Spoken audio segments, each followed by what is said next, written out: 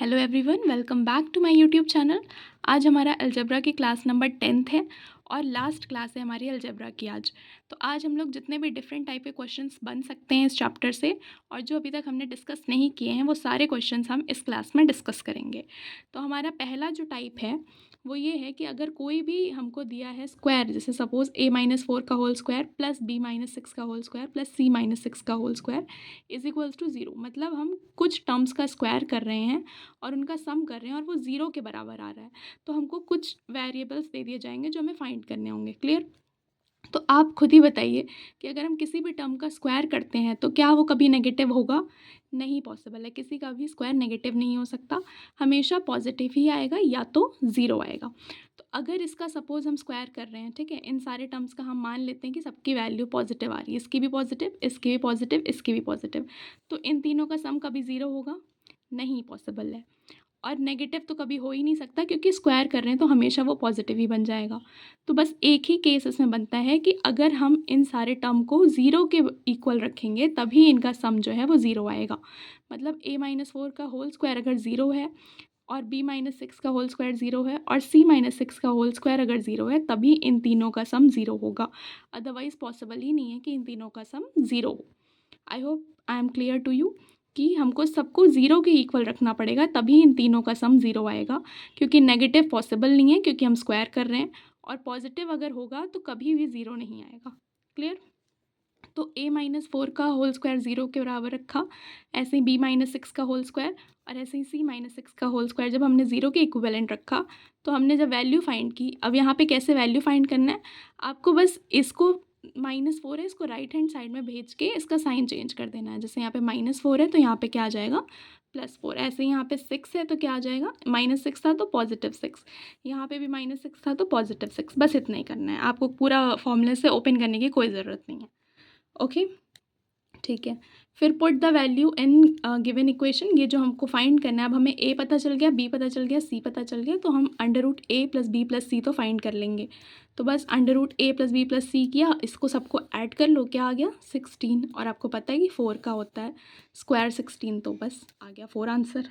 Clear? बस इसमें आपको ध्यान क्या रखना था कि इन सारे टर्म्स को ज़ीरो के इक्वल रखना था, क्योंकि किसी का भी स्क्वायर आपका नेगेटिव नहीं है, हो सकता पॉजिटिव हो सकता है, लेकिन उनका अगर पॉजिटिव है आ रहा है तो उनका सम कभी ज़ीरो नहीं होगा। तो ज़ीरो सिर्फ एक ही केस में होगा जब इन सारे टर्म्स के स्क्वायर जो हैं वो ज़ीरो के बराबर हों, तभी इनका सम ज़ीरो आएगा।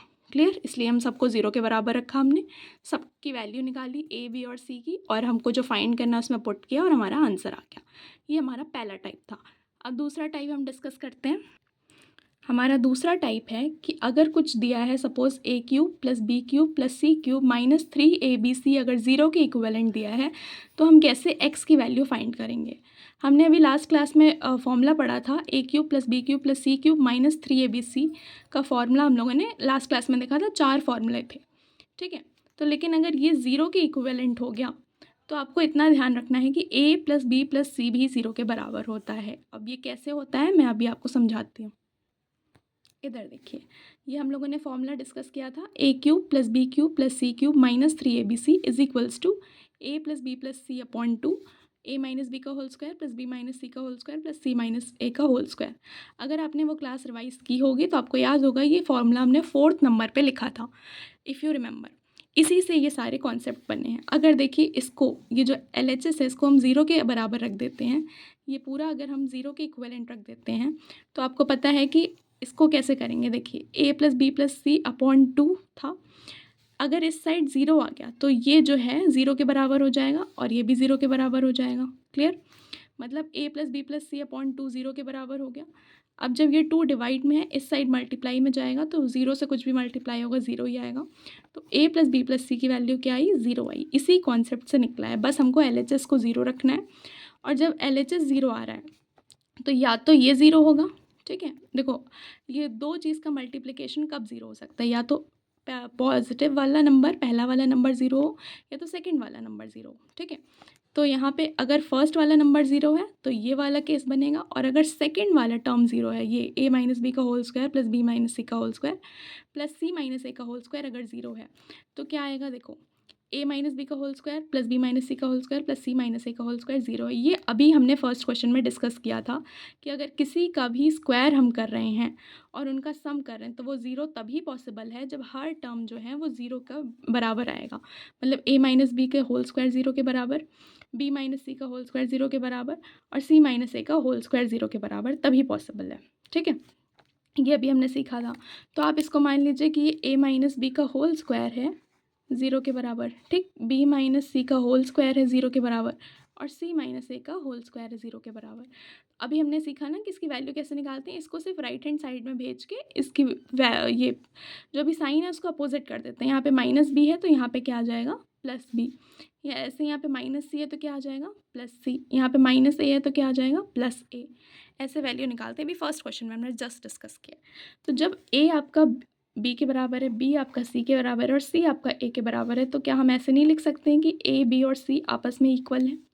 लिख सकते हैं। ठीक है, बस आपको क्या ध्यान रखना है कि अगर आपका A cube plus B cube plus C cube minus 3abc अगर 0 दिया है क्वेश्चन में, तो दो केस पॉसिबल हैं। या तो आपका फर्स्ट टर्म 0 होगा या तो आपका सेकेंड टर्म 0 होगा। अगर फर्स्ट टर्म 0 है, ए plus B plus C upon 2 0 है, तो उस केस में आपका ए प्लस बी प्लस सी का सम जो है वो 0 के बराबर आ रहा है। और अगर आपका ये सेकेंड टर्म 0 है तो आपको क्या ध्यान रखना है कि ए और बी और सी तीनों की वैल्यू इक्वल होंगी। ठीक, इसी पे बेस्ड क्वेश्चन है ये वाला। क्वेश्चन इसी पे बेस्ड है हमारा। तो हमने क्या लिखा है, A cube plus B cube plus C cube minus 3abc किसके बराबर है, 0 के बराबर है। आपको आइडेंटिफाई करना पड़ेगा कि ये फॉर्मूले के फॉर्म में ही लिखा हुआ है। ठीक है, तो जब ये होता है तो अभी हमने पढ़ा कि ए प्लस बी प्लस सी किसके बराबर होता है, 0 के बराबर। तो यहाँ पे ए क्या है, 3x प्लस 1 है, 3x प्लस 1 ए है। बी क्या है, x माइनस 3 है। ठीक, सी क्या है, 4 माइनस 2x है, तो सी क्या है, 4 माइनस 2x। इन तीनों का सम किसके बराबर होगा, 0 के बराबर होगा। और जब आप इसको सॉल्व करोगे तो आपकी वैल्यू क्या आएगी, x की -1। आप लोग चेक कर सकते हैं सॉल्व करके। अब हमारा नेक्स्ट जो टाइप है वो है सिमेट्री। ठीक है, तो जैसे ये क्वेश्चन में दिया है X Y plus Y Z plus Z X 1 है, तो 1 plus Z square upon X plus Y और वाई प्लस जेड की वैल्यू निकालनी है। इस टाइप का अगर क्वेश्चन कहीं आता है तो आपको चेक करना है सिमेट्री। मतलब जो भी आपको यहाँ पे दिया होगा, यहाँ पे और यहाँ पे इनकी डिग्री सेम होनी चाहिए। कहने का मतलब जैसे यहाँ पे x का पावर क्या है, 1 है और y का क्या है, 1 है, तो 1 इंटू 1 1 ही रहेगा। लेकिन यहाँ पे आप डिग्री देखोगे तो 2 आएगी। वाई जेड की डिग्री 2, जेड एक्स की डिग्री 2। ठीक, ऐसे ही यहाँ पर डिग्री चेक करो, इसकी डिग्री क्या है, 2। यहाँ पर x प्लस वाई की डिग्री 1 होगी और इसकी भी डिग्री 1 होगी, लेकिन इन दोनों की टोटल डिग्री कितनी होगी, 2 होगी। तो दोनों का हर तरफ आपको देखना है कि सिमेट्री दिख रही है आपको, सबकी डिग्री 2 है। तो यहाँ पर हम क्या कर सकते हैं, हम x y और z को बराबर कंसिडर कर सकते हैं। x और y और z की वैल्यू क्या कर सकते हैं, इक्वल कंसिडर कर सकते हैं।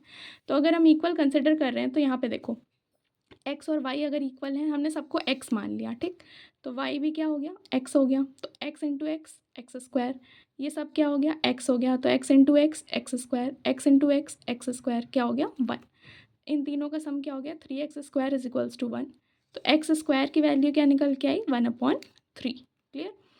अब देखो ये जो तुम्हारी 1/3 वैल्यू निकल कर आई है वही हमको यहाँ पे पुट करना है। पहले तो इसको भी हम एक्स स्क्वायर के टर्म्स में लिख देंगे। तो जहाँ जहाँ पे भी आपको कोई भी वेरिएबल दिख रहा है हर जगह आपको एक्स रख देना है। सबसे पहले जेड स्क्वायर दिख रहा है तो वो क्या हो जाएगा, एक्स स्क्वायर। इधर क्या दिख रहा है, एक्स प्लस वाई, तो एक्स तो एज इट इज़ रहेगा, वाई को क्या कर दिया हमने, एक्स कर दिया।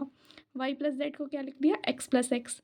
इसको अब सॉल्व करो, एक्स प्लस एक्स इधर, एक्स प्लस एक्स इधर, 2x इंटू 2x कितना हो गया, 4x स्क्वायर। ये हो गया। अब हमें एक्स स्क्वायर की वैल्यू तो पता है कितनी आई थी, 1/3। और यहाँ पे भी एक्स स्क्वायर की वैल्यू पुट करनी है। जैसे ही वैल्यू पुट करोगे आप इसको सॉल्व करोगे, आपका आंसर आएगा 1। क्लियर। बस आपको यहाँ पे डिग्री सबकी चेक करनी है कि सबकी डिग्री न्यूमरेटर में भी और डिनोमिनेटर में भी बराबर होनी चाहिए। उस टाइप के क्वेश्चन में आप क्या कर सकते हो, सिमेट्री कर सकते हो। आप एक्स वाई और जेड की वैल्यू को इक्वल मान सकते हो।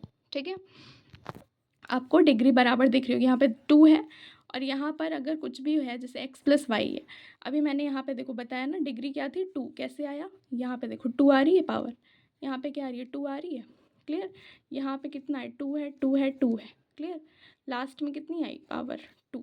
तो यहाँ पे भी 2 है और यहाँ न्यूमरेटर में भी 2 है, डिनोमिनेटर में भी 2 है, मतलब सबकी डिग्री बराबर है। तब आप सिमेट्री लगा सकते हो। ठीक है। अब एक और टाइप है हमारा क्वेश्चन का, वो ये है। अगर आपका question r minus 12/r is equals to 1 या इस टाइप का अगर क्वेश्चन है तो आप वैल्यू पुटिंग से भी कर सकते हो। आपके ऊपर चॉइस है कि आप वैल्यू पुटिंग से कर रहे हो या सिमेट्री से कर रहे हो, ये आप पे डिपेंड करता है कि आप किस टाइप से कर रहे हो। मगर ये भी एक मेथड होता है, ये बताना मेरा काम है कि आप वैल्यू पुटिंग से भी कर सकते हो। क्लियर? अब कैसे वैल्यू पुटिंग से? आपको इस वाली सिचुएशन को सेटिस्फाई करना है कि r की हम क्या वैल्यू रखें कि ये सेटिस्फाई हो जाए। तो आपको दिख रहा होगा कि अगर हम r की वैल्यू 4 रखेंगे तो ये कंडीशन सेटिस्फाई हो जाएगी। कैसे? हमने r की जगह 4 रखा, 4 माइनस 12/4। क्लियर? 4 से ये कैंसिल हो गया, 3 टाइम्स, तो 4 माइनस 3 कितना आया? 1। तो क्या RHS 1 था? RHS 1 था, तो ये कंडीशन सेटिस्फाई हो गई। मतलब r की वैल्यू 4 है। तो जब हमें r की वैल्यू मिल गई तो क्या हम इसकी वैल्यू नहीं फाइंड कर सकते हैं? कर सकते हैं। r square plus 16/r square करना था, तो r की वैल्यू क्या है? 4, 4 का स्क्वायर प्लस 16/4 का स्क्वायर। 4 का स्क्वायर कितना हुआ? 16, 16/16 कैंसिल होके 1 हो गया, 16 प्लस 1 कितना आया? 17। तो ये हमारा लास्ट टाइप था कि आप वैल्यू पुटिंग से भी आप क्वेश्चन सॉल्व कर सकते हो अलजेब्रा में। ठीक है, अब आप पे डिपेंड करता है कि आप किस मेथड से सॉल्व कर रहे हो, और सबसे इंपॉर्टेंट चीज़ है अलजेब्रा में कि आप आइडेंटिफाई कैसे कर पा रहे हो कि आपको कैसे सॉल्व करना है। तो ये सब चीज़ें आपको प्रैक्टिस से ही आएंगी कि आप कैसे इसको सॉल्व कर पा रहे हो। क्लियर? वैल्यू पुटिंग से तभी आप सॉल्व कर पाओगे जब आपको वैल्यू मिल गई। मान लो आपको नहीं कुछ समझ में आ रहा है कि यहाँ पे क्या रखें, तो आप कैसे सॉल्व करोगे? तो यहाँ पे फिर वैल्यू पुटिंग आप नहीं लगा पाओगे। ठीक है, तो प्रैक्टिस इतनी आपको क्वेश्चंस की होनी चाहिए कि आपको देख के समझ में आ जाए कि हमको क्या अप्लाई करना है। ओके, अब मैं एक होमवर्क क्वेश्चन देती हूँ एज़ यूजुअल। आज 2 हैं क्वेश्चन होमवर्क में। पहला है a square plus B square plus C square is equals to A B plus B C plus C A, then a plus C upon B की value हमको find करनी है। Clear?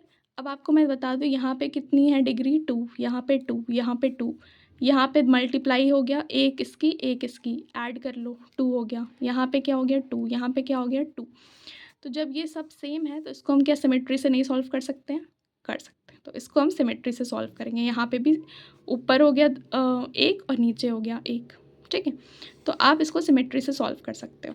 ठीक, मतलब यहाँ न्यूमरेटर और डिनोमिनेटर का सेम होना चाहिए और इधर LHS और RHS की डिग्री सेम होनी चाहिए, तभी आप सिमेट्री लगा सकते हो। नेक्स्ट हमारा क्वेश्चन जो है वो a³ प्लस b³ आपको समथिंग गिवन है और a प्लस b की वैल्यू 7 गिवन है, तो आपको फाइंड करना है ab क्या होगा। ये आपको वैल्यू पुटिंग से सॉल्व करना है। आपको ऐसा कोई नंबर फाइंड करना है कि जहाँ पे a और b को हम जोड़ें तो वो 7 आ जाए। ठीक है, तो ये फाइंड आपको करना पड़ेगा कि कौन से 2 नंबर को हम जोड़ें जिनका जोड़कर 7 आए सम, और हम उनका क्यूब करें, a³ प्लस b³ मतलब इन नंबर का क्यूब करें तो वो 217 के बराबर आए। तो ये आपको सोचना पड़ेगा, दिमाग लगाना पड़ेगा, तब आप इसको सॉल्व कर सकते हो। बहुत ही ईजी है, आप कर सकते हैं। आपको बस इतना ध्यान रखना है कि 7 कैसे आएगा, पहले ये ढूंढना है। पहले जो सबसे छोटा होता है उस पर काम करते हैं, तो 7 छोटा है तो इस पर आप वर्क करिए कि कैसे 7 आएगा, क्या क्या जोड़ के क्या क्या ऐड करके 7 आता है। 1 + 6 होता है, 2 + 5 होता है। ठीक है, ऐसे ही कर करके आपको आगे बढ़ते जाइए और चेक करिए 7 कैसे आ रहा है। और जब आपको पता चल गया कि 7 कैसे आ रहा है तो आप हर एक का क्यूब करके चेक करिए, a³ और b³ करके चेक करिए क्या वो 217 के बराबर आ रहा है या नहीं आ रहा। अगर आ रहा है तो वही आपकी a और b की वैल्यू होगी, और आपको a भी फाइंड करना है, मतलब जस्ट मल्टीप्लाई करना है। अगर आप चाहें तो आप फार्मूला भी लगा सकते हैं, फार्मूला भी हमने पढ़ाया है तो आप उसका भी यूज़ कर सकते हैं। ठीक है, a³ प्लस b³ का फार्मूला भी आप लगा सकते हैं, कोई टेंशन की बात नहीं है, बट ये भी एक तरीका है, तो आपको आना तो चाहिए कि कैसे हम सॉल्व करते हैं। ठीक, so that was all about this class. और हमारा अलजेब्रा आज कंप्लीट होता है। हमने सारे टाइप ऑलमोस्ट डिस्कस किए हैं, इससे बाहर आने के चांसेस एकदम लीस्ट हैं। अगर आपने इतना भी अच्छे से कर लिया, बहुत अच्छे से उसको रिवाइज़ किया और प्रैक्टिस किए क्वेश्चंस उस टाइप के, तो मुझे नहीं लगता कि आपको कोई भी दिक्कत आनी चाहिए अलजेब्रा में। तो इसी तरीके की वीडियोस के लिए और भी सारे चैप्टर्स अच्छे से पढ़ने के लिए please subscribe my channel. Thank you.